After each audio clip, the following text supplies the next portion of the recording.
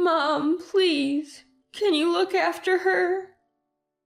Late one night, Nina showed up out of the blue, dropping off her daughter Sophia at my place. Sophia, now 4, and whom I hadn't seen in a while, looked emaciated and expressionless. Even knowing she was being left behind, she didn't cry. As for Nina, her cheeks were sunken, her eyes hollow, and despite it being the dead of winter, she was only wearing a shirt. "What's going on?" Without answering, Nina hopped into a waiting taxi and left. Confused but realizing it was late, I decided to put Sophia to bed and climbed in beside her. Then she spoke. "It's warm. I wish Mommy would let me sleep in a bed too." Sophia, who hadn't said a word no matter what I'd done for her until then, finally spoke. And her words were shockingly mature for a toddler expressing concern for her mother. "What do you mean? Where can Nina possibly be sleeping?" I'm Sandy, a 63-year-old housewife.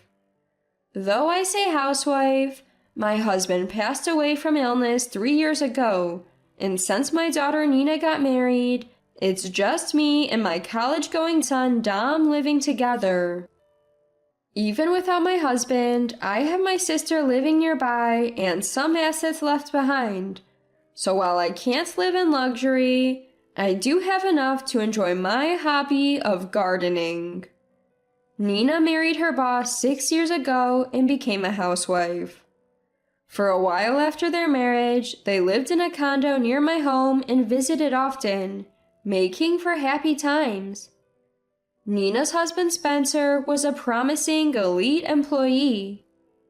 "Sandy, sorry to drop in unannounced." "Ah, Spencer, welcome. Make yourself at home."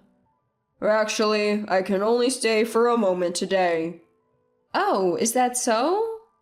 He's always polite when he visits, almost to the point of making me nervous. But he's also very friendly and has no problem chatting with a housewife like me. Nina's relationship with him felt more like a boss and subordinate than a married couple, but he was henpecked. At the time, I thought that might actually be a good match for the quiet, introverted Nina. About a year into their marriage, Nina got pregnant. I was so excited about my first grandchild that I suggested she spend her prenatal period at my home. Nina agreed, saying it would make her feel more secure, and we enjoyed some peaceful time together. When Nina went into labor, I accompanied her to the hospital, as Spencer was busy with work.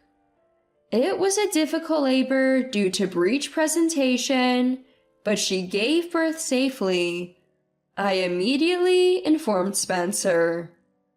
"She's born, and she's a beautiful baby girl."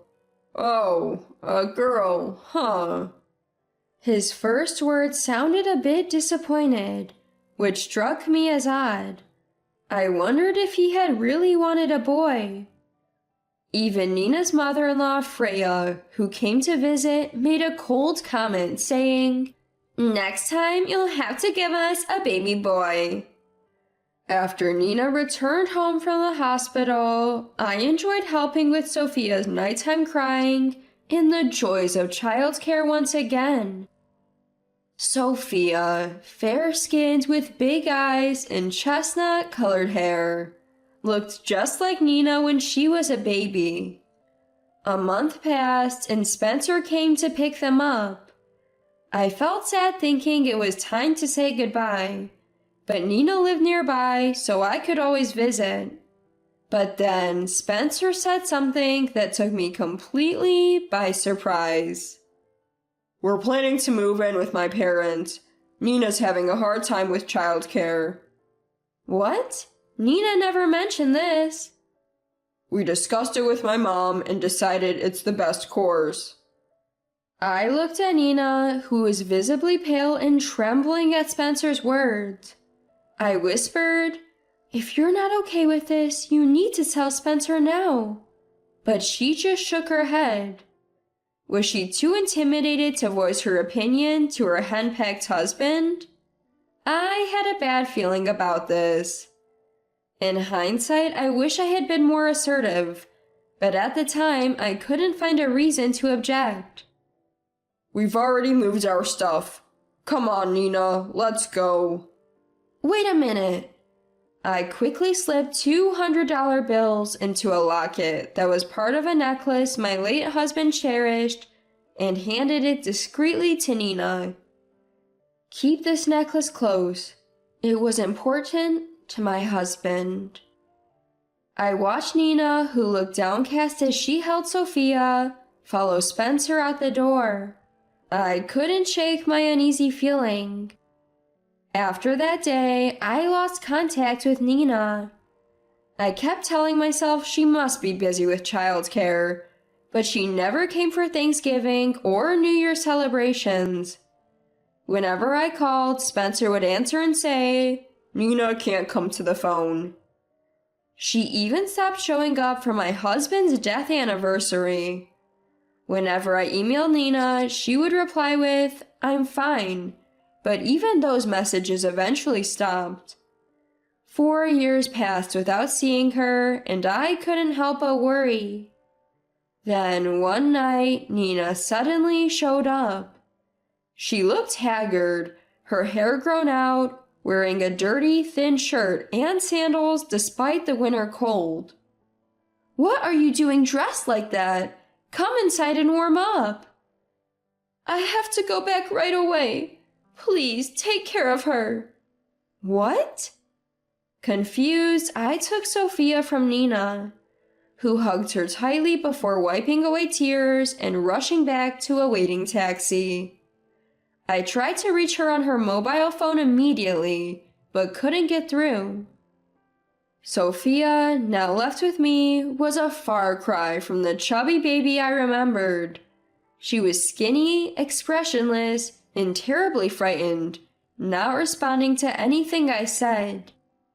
The bag Nina left had only a few of Sophia's clothes, a medical insurance card, and a baby book. There was no clue as to why she had left her daughter with me. Sophia's clothes were clean, but visibly worn, suggesting they had been used repeatedly. As I was patting Sophia's head, feeling sorry for her, I noticed something shocking. There were several spots on the back of her head, about the size of a penny, where her hair had fallen out. What is this? I've heard of stress causing hair loss, but could it happen to a 4-year-old? And why would Nina, who loves children, suddenly leave Sophia with me? Sophia wouldn't touch her food, perhaps out of hesitation. Given the late hour, I decided to give her a bath and put her to bed. What? I gasped in shock. Sophia's body was covered in bruises. What kind of life had they been living? But I knew I couldn't show my distress in front of Sophia, so I forced a smile. After her bath, Sophia started yawning, perhaps feeling sleepy. "Let's sleep together tonight." As we laid down in the same bed, Sophia, who had been silent all along, suddenly murmured, "It's warm. I wish Mommy could sleep in a bed too." The words were shocking, especially coming from a toddler thinking about her mother. What kind of treatment could Nina be receiving? My heart raced. I wanted to ask Sophia more, but what could I ask a 4-year-old? Before I knew it, she was fast asleep. What was happening to Nina at Spencer's family home? Was she okay? Worry kept me awake, and before I knew it, morning had come. The next day, I wanted to take Sophia to the hospital for her bruises, but she had no coat and was shivering in the cold. So we went to a clothing store and bought her a coat and some other essentials. When Sophia put on her new down jacket, she looked up at me and said, "It's warm. I wish Mommy could wear this too." "Should we buy one for Mommy too?" Sophia smiled and nodded vigorously. In a situation that grew more heart-wrenching the more I imagined it, it was a relief to see Sophia's kindness toward her mother, Nina. Later, the words from the doctor at the hospital confirmed my worst fears, and I couldn't stop my tears. My college student son, Dom, was also very worried about his older sister, Nina, whom he hadn't heard from in a while. Nina had always adored Dom, who was much younger, and he looked up to her. Dom had been practicing judo since he was young, and had even won tournaments. Nina had always been there to support him until she got married. Dom was also concerned about his niece Sophia, and tried to convince me after hearing about the hospital visit. "Mom, something terrible must be happening to Nina. Let's go help her. I'll come with you." Looking into Dom's eyes, I realized he had grown not just physically, but emotionally strong. With his strong support, I decided to rescue Nina. I had planned to leave Sophia with my sister who lives nearby, but Sophia said, "I want to help Mommy too." So the three of us set out. We quickly got into Dom's car and arrived at the in-laws' house in about an hour. It was an unremarkable suburban home where Nina, Spencer, Sophia, and Freya lived. We decided to sneak around the backyard to see what was going on inside. Then we heard voices berating Nina. "Where did you take Sophia? When did you take her out?" "She's an unlovable child with no discipline. How dare you take her away?" I was stunned. Did they just realize Sophia was missing? They must not have been paying attention to her at all. "I'll take her to my parents' house for some strict discipline." "Humph, as if an old person could discipline her. For your insolence, you're skipping dinner tonight." "Move it, make dinner. You're just a maid, you don't get to rest." Peering through the window, I saw Freya kicking Nina in the back. I was so shocked I couldn't close my mouth. I couldn't hold back and yelled, "How dare you treat my precious Nina like this?" Spencer and Freya looked shocked to see us, but ignoring them, I called out loudly to Nina, "Nina, we're here to take you home. Come with us." However, Nina looked at Spencer, trembling. Spencer glared at her as if he could shoot her. "Mom, go back. I'm staying here. I'm fine." Hearing Nina's words, Spencer and Freya exchanged smug glances. Then they noticed Sophia was with us and called out to her. "Sophia, come here. Come to Daddy and Mommy." Sophia stood up and pointed at them. "I don't need a daddy who bullies Mommy. I hate a mean grandma." Tears filled her eyes as she shouted, perhaps driven by her desire to help Nina. Nina seemed to snap back to herself at Sophia's voice and tried to run to us. But Spencer grabbed her arm and wouldn't let go. "Don't run." "No, let go." That's when Dom moved. "Stop it. Let Nina go." He leapt through the window with incredible speed and twisted Spencer's arm. Spencer was no match for Dom's strength. In an instant, he was on his knees screaming, "Ow, ow, stop!" Nina ran to me, hugged Sophia lovingly, took a deep breath, and said clearly, "Spencer, I want a divorce." "If we separate, you'll lose Sophia. You can't even work. I won't give her to you. Are you okay with that?" I could see Nina tense up, holding her breath. They must have always used their child as leverage to keep Nina in this house. Kind-hearted Nina must have felt trapped because of it. I can't give Sophia to someone who treats her terribly. "What are you talking about? You don't know, but Sophia has issues like bedwetting and can't even greet people properly. She's not disciplined. Freya joined in, berating Sophia. That's right. We're just doing what her incapable mother can't. Is discipline making bruises all over her body and scolding her until she becomes emotionless? Don't make baseless accusations. Both Spencer and Freya said, You have no proof, keep quiet. Almost in unison. If you want proof, here it is. I thrust the medical certificate from the hospital at them. I then revealed that I had recorded their terrible treatment of Nina. With evidence, the divorce will be finalized, and custody will go to Nina. We can even report this to the police. The moment they realized they might be reported, their faces turned pale. Police would be a problem. It could affect my career, Spencer said. Freya added, Then just divorce and find a new wife. They were heartless to the end. We went to Nina's room to collect her and Sophia's belongings. This is... It was hardly a room anymore. A small box in the attic held a few clothes and personal items. No bed, just a worn-out blanket and a few torn towels. I was so angry. I was beyond sad.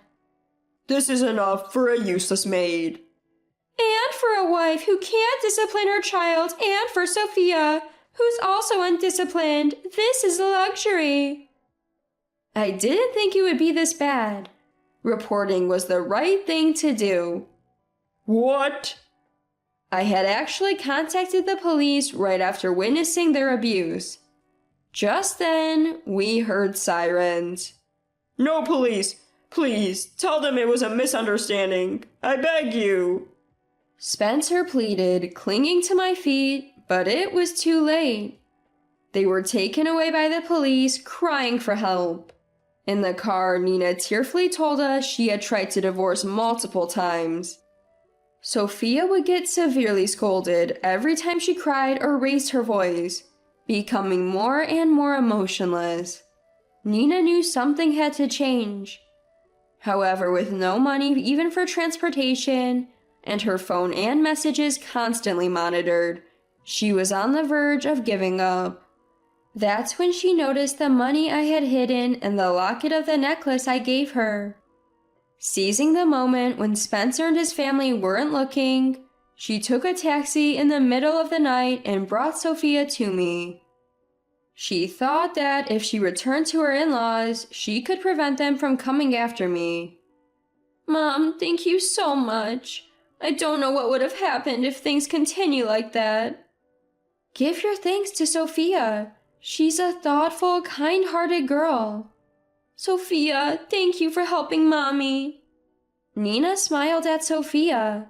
Mommy is smiling. I love Mommy. I hugged Nina and Sophia, reassuring them everything will be all right now. Afterwards, Nina got divorced and gained custody of Sophia. Spencer and Freya were sentenced to prison due to the evidence against them. Though they were released fairly quickly, the public scrutiny forced Spencer to quit his job and Freya to sell their home and leave. They paid Nina a lump sum of $30,000 in alimony and $100,000 in child support, severing all ties with the in-laws. Rumor has it they now live in an old apartment and make ends meet with day labor. As for me, life has been lively, living with Nina, Dom, and Sophia. Sophia, once emotionless, has regained her natural feelings and smiles freely. Nina started working, Dom is in college, and each of us is living a fulfilling life. I find happiness in watching over my family like this.